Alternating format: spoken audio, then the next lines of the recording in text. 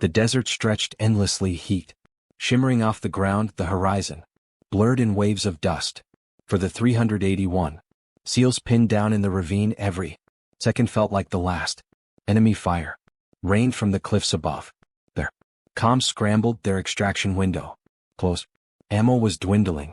The once unshakable voices on the radio now carried edges of desperation. Back at the forward operating base, a female pilot stood in silence as the chatter came through. She wasn't just any pilot. She was one of the few trusted with an A-10 Thunderbolt II, the Warthog, a machine built to chew through armor and bring steel rain. Regulations were clear. She wasn't cleared for this mission. Too much risk, too little support. The order was to stand down. But as she listened to the panic in those transmissions, her jaw clenched. She had trained with us, flown above them, watched them risk everything countless times. To sit idle now wasn't in her blood. She tightened her gloves, climbed into the cockpit, and with a single breath she broke every rule. Engines roared to life, the guttural thunder of twin turbines shaking the ground as the A-10 rolled down the strip. Within minutes she was airborne, skimming low across the desert floor, tracing the SAS' last known coordinates. Her eyes scanned the ravine. Ahead, smoke rising, muzzle flashes like angry sparks, the kind of kill zone few ever walked out of. She dove. The first pass split the sky open. The Gu-8 Avenger cannon unleashed its brutal roar. 30mm rounds tearing into enemy positions. The cliffs shook under the brush. Fire trails slicing through the dust. The SEALs below stared upward in disbelief as the unmistakable sound of salvation ripped overhead.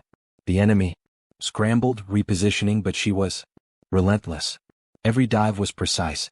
Her rounds walking across radial lines, silencing machine gun nests, turning fortified positions into shattered stone.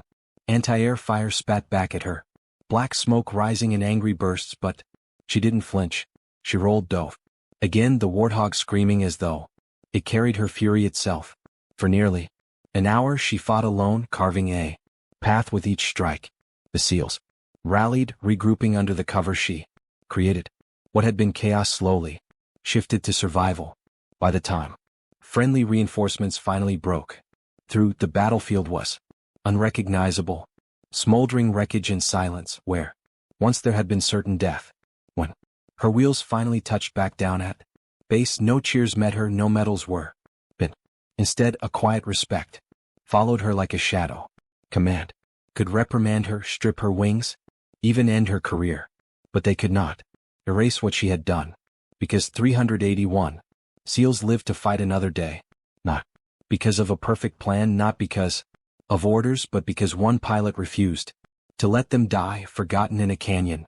She had broken the rules, yes, but in doing so she had written herself into a legend whispered among warriors.